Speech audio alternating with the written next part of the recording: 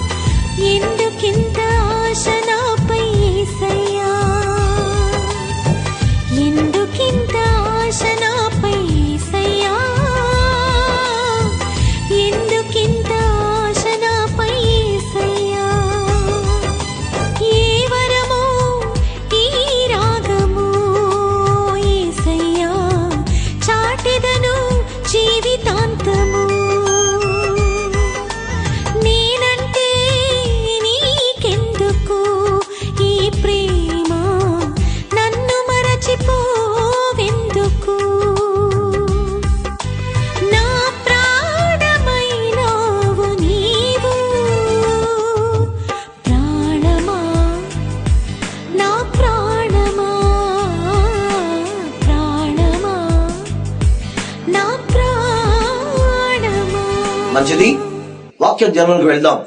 నేటి మన ధ్యానము నిమిత్తము అపోస్తలుడైన పౌలు తిమోతికి రాసిన మొదటి పత్రిక 6వ అధ్యాయము 10వ వచనం చదువుతున్నారు. అపోస్తలుడైన పౌలు గారు తిమోతికి రాసిన మొదటి పత్రిక 6వ అధ్యాయము 10వ వచనాన్ని చదువుతున్నారు.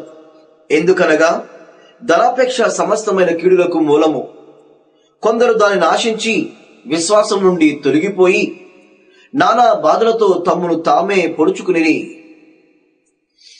చిన్న ప్రార్థన చేసుకుని ప్రభు యొక్క సహాయాన్ని కోరదాం. మా పరలోక తండ్రి, నీకు స్తోత్రాలు నాయనా. చదువుకున్న లేఖన భాగాన్ని మా కొరకు దీవించండి. ఈ వాక్యంలో సత్యాన్ని మాకు తెలియచేయండి ప్రభువా. ఈ వాక్యము రెండంచెలు గల ఖడ్గము కాబట్టి ప్రభువా, అది మా హృదయాల్లోకి వచ్చినప్పుడు మా హృదయాలను గాయం చేస్తారు.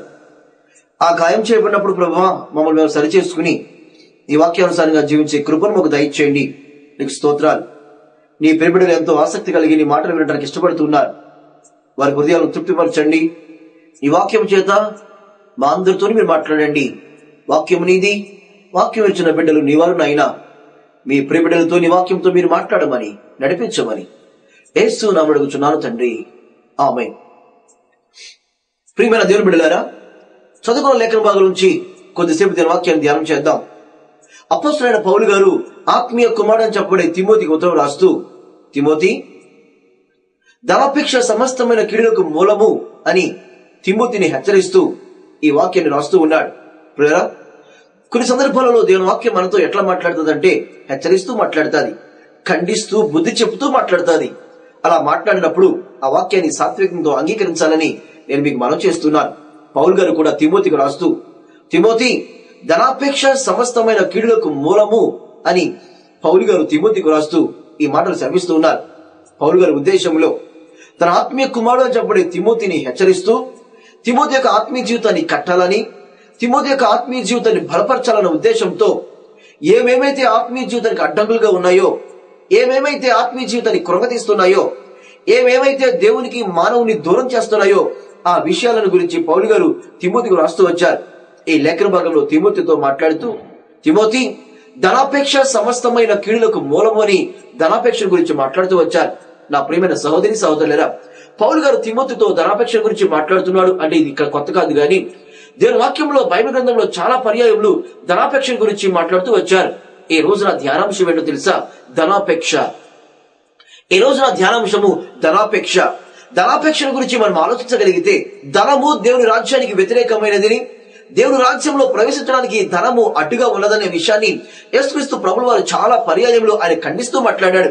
ధనం కలిగిన ధనవంతులు చూసినప్పుడు కానివ్వండి, ధనం గురించి సందర్భాలు వచ్చినప్పుడు యేసుక్రీస్తు ప్రభువు వారు చాలా ఖండితముగానే, చాలా కఠోరముగానే, అది చాలా అడ్డంకి అన్నట్లుగానే యేసుక్రీస్తు ప్రభువు వారు మాట్లాడారు. కానీ ఎక్కడ అనుకూలముగా కానీ, లేక ఇది ఒక ప్రయోజనకరమైన విషయముగా కానీ యేసుక్రీస్తు ప్రభువు వారు ఎక్కడనో బోధించలేదు. కాబట్టి నా ప్రియమైన సహోదరి సహోదరులుగా ధనాపేక్ష గురించి క్రైస్తవులు ఆలోచించాలని నేను మనవి చేస్తూ ఉన్నాను. నా మాటలో ఒకవేళ మీ హృదయాలను బాధపరిచినా పర్వాలేదు, కానీ వాక్యాన్ని వాక్యంగా అంగీకరించమని, వాక్యాన్ని సాత్వికంతో అంగీకరించమని ఒక చిన్నవాణిగా నేను మిమ్మల్ని కోరుతూ ఉన్నాను. ఈ వాక్యం ఏంటంటే, నా ప్రియమైన సహోదరి సహోదరులుగా ధనాపేక్ష గురించిన ఆలోచన మనం చేయగలిగితే గనుక యేసుక్రీస్తు ప్రభువు వారు చాలా స్పష్టముగా, నేరుగా ప్రజలతో మాట్లాడుతూ, మీరు ఈ లోకంలో ధనవంతులుగా ఉండడానికి ప్రయత్నం చేయవద్దు అన్నాడు. అంత మాత్రమే కాకుండా ధనవంతుల గురించి మాట్లాడుతూ ధనాపేక్ష కలిగిన వారి గురించి మాట్లాడుతూ ధనవంతుడు దేవుని రాజ్యంలో ప్రవేశించడం కంటే సూది బెజ్జంలో నుంచి ఒంటె దూరడం సులభం అన్నాడు. అనగా ఎంత కష్టమో ధనవంతుడు దేవుని రాజ్యంకి వెళ్ళడానికి యేసుక్రీస్తు ప్రభువు వారు చెబుతూ వచ్చారు. అంత మాత్రమే కాకుండా ఈ భూమి మీద మీరు ధనము సమకూర్చుకోవద్దు అని చెప్పి యేసుక్రీస్తు ప్రభువు వారు స్వయముగా కొండ మీద ప్రసంగంలో ఆయన మాట్లాడుతూ వచ్చారు. నా ప్రియమైన సహోదరి సహోదరులుగా, అంత మాత్రమే కాకుండా అదే యేసుక్రీస్తు ప్రభువు వారు అదే కొండ మీద ప్రసంగంలో మాట్లాడుతూ నీ ధనం ఎక్కడ ఉండునో నీ హృదయం అక్కడే ఉండును అని ధనాన్ని గురించి చాలా కఠోరంగా మాట్లాడుతూ వచ్చారు. ఈ వాక్యాలన్నింటినీ ఆధారంగా మనం చేసుకుంటే గనక బైబిల్ గ్రంథం ఏనాడు కూడా ఎక్కడ కూడా ధనాపేక్ష కలిగిన వారిని కానివ్వండి, ధనవంతులను కానివ్వండి ప్రోత్సహించి మాట్లాడుతున్నట్లుగా, శ్రేష్టమైన రీతిలో వారిని ఉంచి మాట్లాడుతున్నట్టుగా ఎక్కడ లేదు. కాబట్టి ఈ వాక్యం గురించి మనం తప్పనిసరిగా ఆలోచించాలని మనం చేస్తూ ఉన్నాను. ధనాపేక్ష సమస్తమైన కీడులకు మూలము అని నేను వాక్యం సెలవిస్తుంది. నా ప్రియమైన సహోదరి సహోదరులారా, ఈ రోజు ఈ కార్యక్రమంలో నేను మీకు రెండు శ్రేష్టమైన విషయాలు తెలియజేయబోతున్నాను. ధనాపేక్ష ఎక్కడ ఉండకూడదో రెండు సందర్భాలు మీకు ఉంచబోతున్నాను. రెండు స్థలాలు మీకు పరిచయం చేయబోతున్నాను.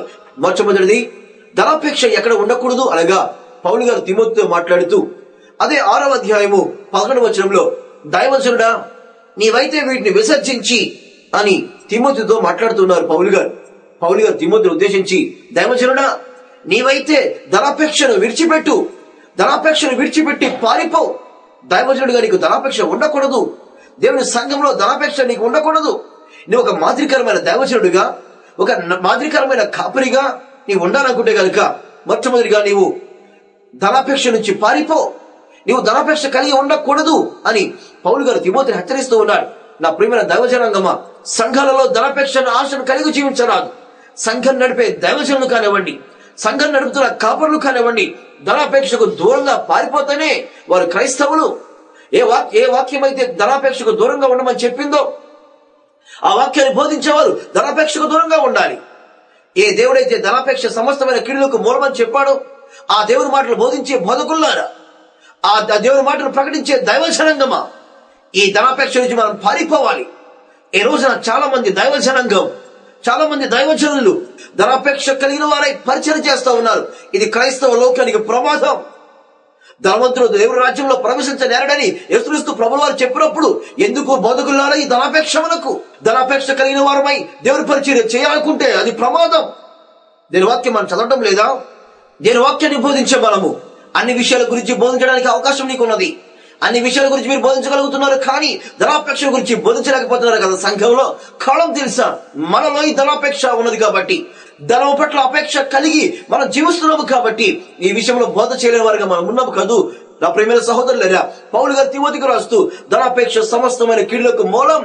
దైవజనుడా, నీవైతే వీటిని విసర్జించి పారిపో, దానికి దూరంగా వెళ్ళిపోమని చెప్పి దీని వాక్యంతో పౌలు గారు తిమోతితో మాట్లాడుతున్నారు. నా ప్రియమైన సహోదరులారా, ఈ రోజున నా మన పరిచయం ఎట్లాగున్నది? విశ్వాసంగా ఏ అపేక్ష మనం కలిగి ఉన్నాము? నా ప్రియమైన దైవజనులారా, ఏ ఉద్దేశంతో మనం ఈ రోజున యాజకత్వాలు వహిస్తూ ఉన్నాం? ఏ ఉద్దేశంతో దైవజనుడిగా పిలిపించుకుంటున్నాం? మనము ఏ ఉద్దేశంతో కాపురిగా ఉండడానికి ఇష్టపడుతున్నాం? నీ ఉద్దేశం వెనుకాల ధనాపేక్ష ఉంటే గనుక నీవు పరలోకానికి వెళ్ళలేవు. పరలోకానికి వెళ్ళలేని బోధకుడుగా మిగిలిపోతావు. నీవిక పరలోకానికి వెళ్ళలేని ఒక దైవజనుడిగా మిగిలిపోతావు.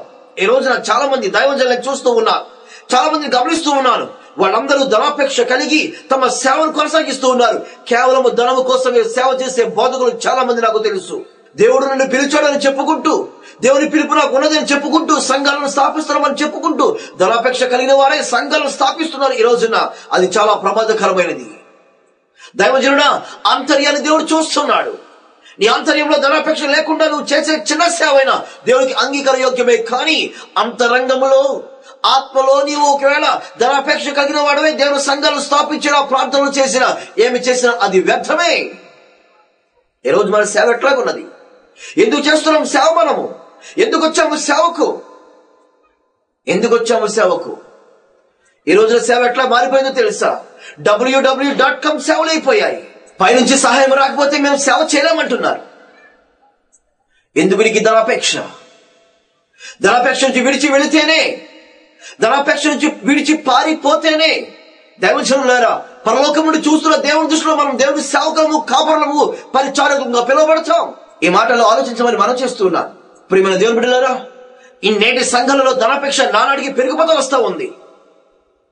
మన పరిచర్యకు ధనం అవసరమే, కానీ ధనం కోసం పరిచర్య చేయడం మంచిది కాదు. నేటి బోధకులు చాలా మంది కేవలం ధనం కోసమే పరిచర్య చేస్తున్నారు. ధనం కోసమే ఏ కార్యక్రమం చేసినా చేస్తున్నారండి. ఈనాటి మీటింగ్కి ఎంత మిగిలింది, ఈనాటి పరిచర్యలు ఎంత సంపాదించాము, ఎంత కూడగట్టుకున్నాము, బ్యాంకు బ్యాలెన్స్లు ఎంత ఉన్నాయి అని చూసుకునే వారు ఉన్నారు. కానీ అయ్యో, నా సేవకు ధనం అవసరమే, కానీ ధనం కోసం నేను సేవ చేయకూడదని తీర్మానం చేసుకున్న సేవకులు నేను వేళ్ల మీద లెక్క పెట్టి చెప్పగలను నాకు తెలుసున్న వారిలో. దైవజనులారా, ధనాపేక్ష కలిగి మీరు చేసే ప్రతి సేవ కూడా అది వ్యర్థమైన విషయాన్ని గమనించండి. దేవుని కోసం సమర్పించుకుని సేవకు వచ్చిన వాళ్ళు, నేను ఒక్కొక్కసారి అంటూ ఉంటాను, నేను చనిపోయే ఆఖరి రోజుకి నా బ్యాంక్ అకౌంట్ లో 0 బ్యాలెన్స్ ఉండాలి అని. నేను ఈ లోకంలోకి 0 బ్యాలెన్స్ గా వచ్చాను, చనిపోయేటప్పుడు కూడా 0 బ్యాలెన్స్ గా వెళితేనే దేవునికి మహిమ.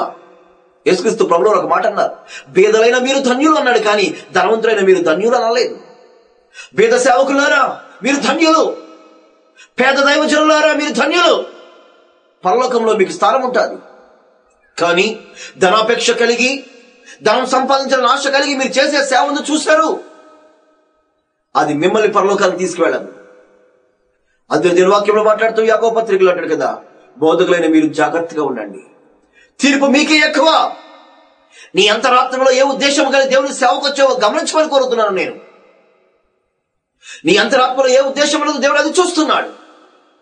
నీ అంతరాత్మలో ధనాన్ని సంపాదించాలనే ఉద్దేశంతో నీవు కన్వర్ట్ అయ్యావా? కన్వర్ట్ అంటే క్రిస్టియన్ అని చెప్పుకుంటున్నావా? నీవు అంతరాత్మలో ధనాపేక్ష కలిగి నేను సమస్తాన్ని విడిచిపెట్టాను, ఉద్యోగాన్ని విడిచిపెట్టానని చెప్పుకుంటున్నారా మీరు? నేను ఉద్యోగానికి రాజీనామా చేశాను, దేవుని సేవ చేస్తున్నాను అనుకుని పరదల మధ్యలో నువ్వు అందరికీ కనబడి దేవుని సేవ అట్లా చేస్తున్నావా? నీవు నీ అంతరాత్మలో నీకు ఏ ఆలోచన ఉన్నదో అది దేవుడు చూస్తూ ఉన్నాడు. అది దేవునికి అవసరం. ధనాపేక్షను విడిచిపెట్టండి. ధనాపేక్షను కలిగిన బోధకులారా, విశ్వాసులారా, ఆత్మీయ జీవితంలో, విశ్వాస యాత్రలో ధనాపేక్ష లేని వారుగా మనం జీవిద్దాం. బీద లాజరు ఈ లోకంలో దరిద్రుడిగా బ్రతికాడు, కానీ పరలోకంలో సంతోషంగా ఉండగలుగుతున్నాడు. అందుకనే బహుశా దేవుడు ఆ సందర్భాన్ని చెప్పి ఉంటుంటాడు. ధనవంతుడు ఎలా నరకంలో కాలిపోతున్నాడో ఆ సందర్భాన్ని ఎందుకు చెప్పాడో తెలుసా? ధనవంతుడు పరలోక రాజ్యం వెళ్ళటం కష్టం, ధనాపేక్ష కలిగిన వారు పరలోక రాజ్యం వెళ్ళటం కష్టం. ధనాపేక్షను విడిచిపెట్టండి. దేవుడు ఎంత బాధపడుతూ మాట్లాడుతున్నాడో తెలుసా? నీ ధనం ఎక్కడుండను, నీ హృదయం అక్కడ ఉండను. నీకున్న ధనం లోక సంబంధం అయితే నీ హృదయం అక్కడే ఉంటుంది.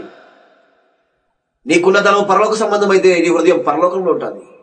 ఏ ధనము కలిగి మనం ఉన్నామో ఆలోచించమని మనం చేస్తున్నాం. ప్రియమైన దేవుని బిడ్డలారా, ఈ రోజున దైవ సేవకులు సంఘాలలో ధనాపేక్ష లేని వారిగా ఉండాలి, దాని నుంచి పారిపోవాలి. చాలా మంది విశ్వాసులు ధనాపేక్ష కలిగిన వారై విశ్వాసం నుంచి తొలగిపోతున్నారు. ప్రియరా, ధనాపేక్ష సమస్తమైన కీడులకు మూలం. సంఘములో ధనాపేక్ష ఉండరాదు, ముఖ్యంగా దైవజనులకు. దైవజనులు ధనాపేక్ష కలిగి ఎన్ని అద్భుతమైన కార్యాలు చేసినా, ఎన్ని స్వస్థతలు చేసినా, ఎంత ఉన్నతమైన స్థాయిలో ఉన్నా, గొప్ప గొప్ప ప్రసంగాలు చేసినా, స్టేడియాలు కట్టినా, నా ప్రియమైన సహోదరులారా, పరలోకానికి యోగ్యులు కాదు వాళ్ళు. దీనస్థితిలో నీ దైవజనుడు ధనాపేక్ష లేకుండా నీకు వాక్యాన్ని బోధించి క్రమంలో నిన్ను పెంచుతుంటే ఆ దైవజనుడే ధన్యుడు. ఆ దైవజనుడే ధన్యుడు అని బోధిస్తున్నాను మీకు. నేను తెలియజేస్తున్నాను ఆ మాటలు. ధనాపేక్ష కలిగిన దైవజనుల జోలికి పోకండి, వారిని వెంబడించకండి. వాళ్ళు పరలోకి వెళ్ళరు, మీరు పరలోకి వెళ్ళరు. ధనాపేక్షను విడిచిపెట్టమని నేను కోరుతూ ఉన్నాను. రెండవది ధనాపేక్ష ఎక్కడ ఉండకూడదో రెండవ సందర్భాన్ని మీకు తెలియజేస్తున్నాను. మొట్టమొదటిది సంఘాలలో ధనాపేక్ష ఉండరాదు. రెండవది ధనాపేక్ష ఎక్కడ ఉండకూడదో ఒక వచనం చదువుతున్నాను, శ్రద్ధగా వినండి. హెబ్రీయులకు రాసిన పత్రిక 13వ అధ్యాయము 4-5 వచనాలు చదువుతున్నాను. అందరికీ బాగా తెలిసిన వచనమే. హెబ్రీయులకు రాసిన పత్రిక 13వ అధ్యాయము 4-5 వచనాలలో వివాహము అన్ని విషయాలలో ఘనమైనది గాను పార్పు నిష్కల్మషమైనది గాను ఉండవలెను. వేశ్య సంగులకు వ్యభిచారులకు దేవుడు తీర్పు తీర్చును. 5వ వచనం, ధనాపేక్ష లేని వారై మీకు కలిగిన వాడితో తృప్తి పొంది ఉండుడి. ధనాపేక్ష లేని వారై మీకు కలిగిన దానితో తృప్తి పొంది ఉండండి. ఎందుకు ధనాపేక్ష లేని వారైన మాటలు ఎక్కడ మాట్లాడవలసి వచ్చింది? పౌలు గారు హెబ్రీ సంఘంతో మాట్లాడుతూ వివాహాల గురించి మాట్లాడాడు. వివాహాల గురించి మాట్లాడి వివాహం అన్ని విషయాల్లో ఘనమైనది గాను పాల్పు నిష్కల్మషం గాను ఉండవలను అని చెబుతూ తర్వాత వచనంలో ఏమన్నాడు తెలుసా? ధనాపేక్ష లేని వారై మీకు కలిగినంత తృప్తి పొందండి అనగా, రెండవది కుటుంబ వ్యవహారాలలో ఒకటి సంఘంలో ధనాపేక్ష ఉండకూడదు. రెండవది కుటుంబాలలో ధనాపేక్ష ఉండకూడదు. వివాహ సమయాలలో ధనాపేక్ష లేని వారై ఉండాలి. ఈ రోజున ధనాపేక్ష చాలా విపరీతంగా ఉంది కదూ. క్రైస్తవ వివాహాల సహితము ధనాపేక్షతోనే ముడిపడి వివాహాలు జరుగుతున్నాయి. ధనముతోనే ముడిపడి వివాహాలు జరుగుతున్నాయి. నేను ధనాపేక్ష గురించి పౌలు గారు మాట్లాడుతున్నారు అంటే వివాహం జరిగే సందర్భంలో ఈ ధనాపేక్ష ఉంటుంది, అది లేకూడదు అని పౌలు గారు మాట్లాడుతూ ఉన్నారు. నా ప్రియమైన సహోదరులారా, కుటుంబంలో ఉన్న వారులారా, వివాహ వ్యవస్థలో ధనాపేక్ష ఉండకూడదు. మీ వివాహ వ్యవస్థలో ధనాపేక్షకు స్థానం ఇచ్చారా? అంత బాగుంటుందండి. నేను చాలా మంది క్రైస్తవ కుటుంబాలను చూశాను. క్రైస్తవ కుటుంబాల మధ్యలో వివాహ సంబంధాలు గమనిస్తున్నప్పుడు ఆ వివాహాలు జరుగుతున్న సమయంలో వారి మధ్యలోనికి కట్నం అనే మాట వచ్చిందండి. కట్నము అనే దురాశ కలిగి ధనాపేక్ష కలిగిన కుటుంబాలు క్రైస్తవ కుటుంబాలలోని పిల్లలకు వివాహం చేస్తూ ఉన్నారు. క్రైస్తవ కుటుంబంలోని పెద్దలు కట్నం కోసం ప్రోగులాడుతున్నారు. అందుకని పౌలు గారు అన్నారు, ధనాపేక్ష లేని వారై మీ వివాహ జీవితంలో జీవించండి, మీకు కలిగిన వాడితో తృప్తి పొందండి. నా ప్రియమైన సహోదరులారా, కట్నం తీసుకుంటే తప్పేంటి అని మాట్లాడేవారు సేవకులు చాలా మంది ఉన్నారండి. వాళ్ళకి వాక్యం తెలియదు. కట్నం తీసుకుని పెళ్లి చేసుకున్న సేవకులను నమ్మకండి.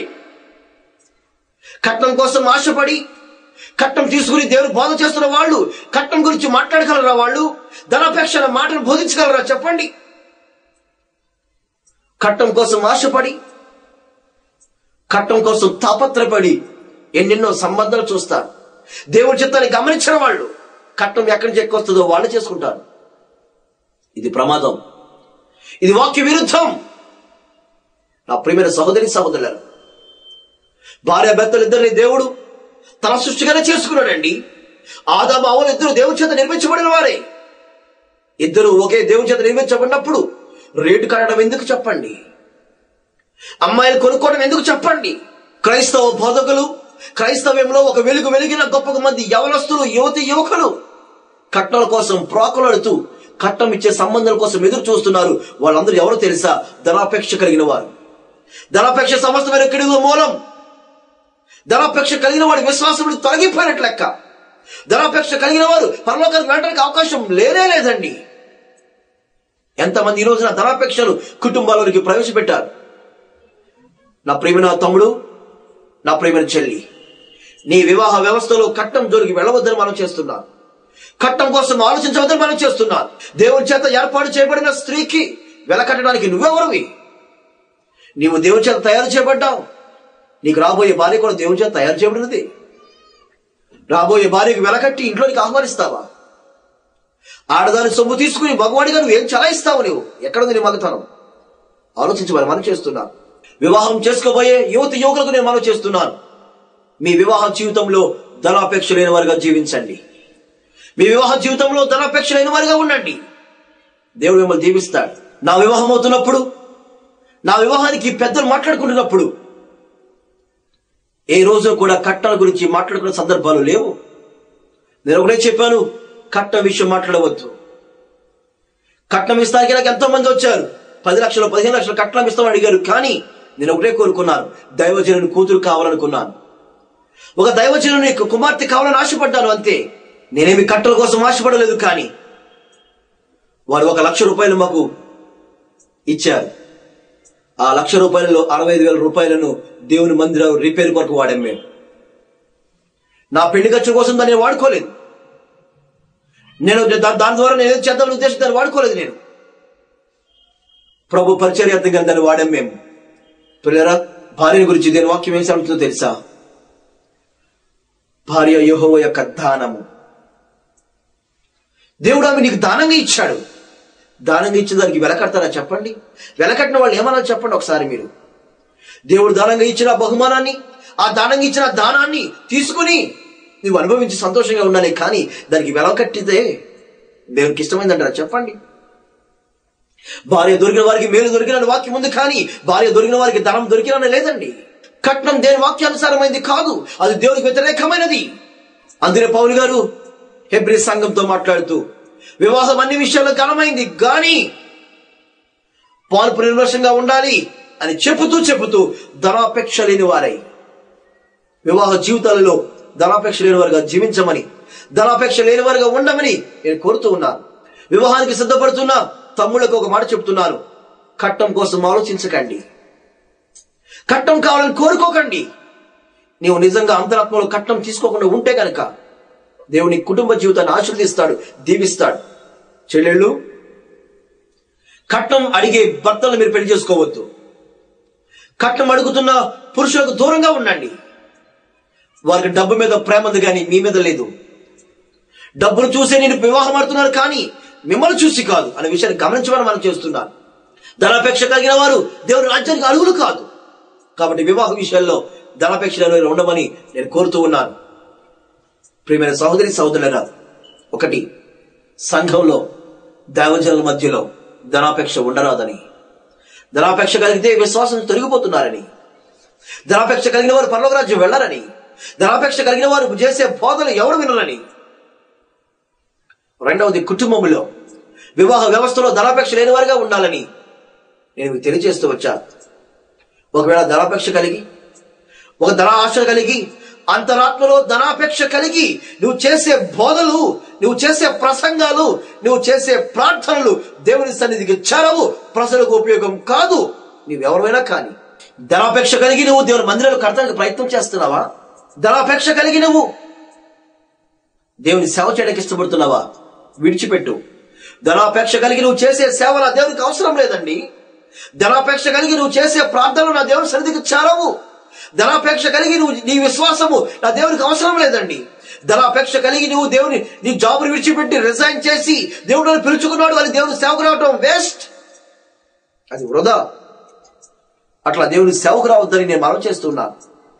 దేవుని సేవకు వచ్చేవాళ్ళు అపోస్తులు దేవుని సేవకు వచ్చిన తర్వాత తమకు కలిగినవన్నీ అమ్మి అపోస్తుల పాదాల దగ్గర పెట్టారంటండి. దేవుని సేవకు వచ్చిన తర్వాత వాళ్ళు నష్టపోయారు. నష్టపోయేవారు నిజమైన బోధకులండి, వాళ్ళు నష్టపోయేవారు నిజమైన శిష్యులండి, నష్టపోయేవారు నిజమైన అపోస్తులండి. ఈ రోజు దేవుని సేవకు వచ్చిన తర్వాత ఆస్తులు పెరిగిపోతూ వచ్చాయి కదూ. దేవుని సేవకు వచ్చిన తర్వాత ఆస్తుల సంఖ్య పెరిగిపోతూ వచ్చింది, ఎకరాల సంఖ్య పెరిగిపోతూ వచ్చింది. దేవుని సేవకు వచ్చి కోట్ల రూపాయలు సంపాదించుకున్న తర్వాత వీళ్ళు ఏమంటారో తెలుసా? అపోస్టల్ అని పిలిపించుకుంటున్నారు. అపోస్టల్ అంటే అమ్మి ఇచ్చేసేవారండి.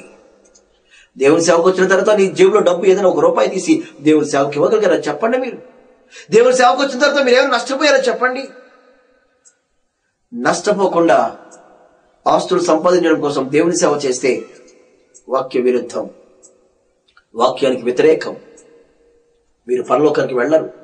ఈ లోకంలో విడిచిపెట్టబడే బోధకులు మీరు, ఈ లోకంలో విడిచిపెట్టబడే అపోస్తలులు మీరు, ఈ లోకంలో విడిచిపెట్టే రెవరెండ్లు మీరు, ఈ లోకాలను విడిచిపెట్టే బిషప్లు మీరు పరలోకం వచ్చే వారు కాదు. ఎవరైతే దీనులై బేదలై ఆత్మ విషయం తగ్గించుకుంటూ తమకున్నవన్నీ అమ్మి దేవునికి ఇచ్చి ఘనముగా వెంచబడతారో వారిదే పరలోకం. కుటుంబంలో ధనాపేక్షలుగా మనం జీవించాలి. వివాహ వ్యవస్థలో ధనాపేక్ష లేని వారుగా ఉండండి.